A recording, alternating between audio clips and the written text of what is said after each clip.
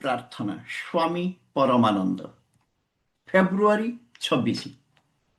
ଦିନଟିର ପ୍ରଧାନ ଚିନ୍ତା। ଯିଏ ଛୋଟ ଛୋଟ ବିଷୟରେ ସାବଧାନ ହୋଇ ଚଳେ ସେ କୌଣସି ଭାବରେ ବାଧାଗ୍ରସ୍ତ ହୁଏ ନାହିଁ। ସ୍ମରଣୀୟ ପଂକ୍ତି।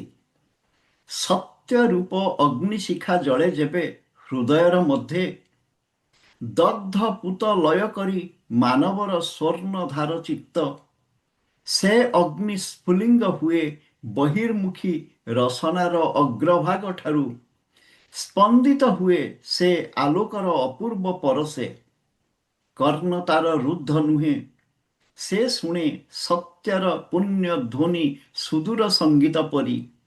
ବାଜେ କାନେ ଏ ସ୍ୱର ଜାଗ୍ରତ କରି ଆତ୍ମାକୁ, ଆସିଲା ସତେ ଯେପରି ସେ ଏକ ନୂତନ ଜଗତେ। ନୀତି ଉପଦେଶ। ଆମର ଦୃଷ୍ଟି ଯଦି ସତ୍ୟ ଦୃଷ୍ଟି ହୁଏ ଏବଂ ଯଦି ଆମେ ସଜାଗ ହୋଇ ରହିବା, ତେବେ ସହଜରେ ଯେକୌଣସି ସମସ୍ୟାର ସମ୍ମୁଖୀନ ହୋଇପାରିବା। ଜ୍ଞାନ ଅର୍ଜନ କରି ଆମେ ନିଜକୁ ନିରାପଦ ରଖିବାକୁ ହେବ। ଜ୍ଞାନ ଚିରସ୍ଥାୟୀ ଏବଂ ସର୍ବଦା ରକ୍ଷଣ ଆବରଣ ସଦୃଶ। ଏପରିକି ଆମର ଭୁଲ ତ୍ରୁଟି କ୍ଷତିକର ନୁହେଁ। ଆମେ ସତ୍କାର୍ଯ୍ୟ ମଧ୍ୟ ଦେଇ ଯେପରି ଶିଖୁ, ଭୁଲ ଭ୍ରାନ୍ତି ମଧ୍ୟ ଦେଇ ସେପରି ଶିକ୍ଷା ଲାଭ କରୁ।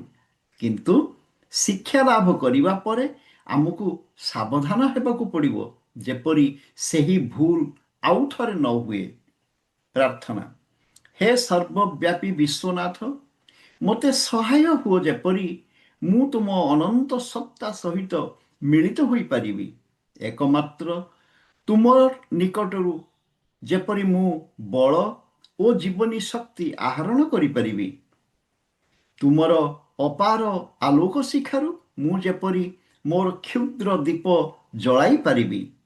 ତୁମ ସହିତ ଯୋଗଯୁକ୍ତ ହୋଇ ମୋର ସକଳ ମଳିନତା ଦୂର ହୋଇଯାଉ ଏବଂ ସେହି ଯୋଗ ମୋତେ ଶାନ୍ତି ଓ ଆନନ୍ଦ ଦାନ କରୁ।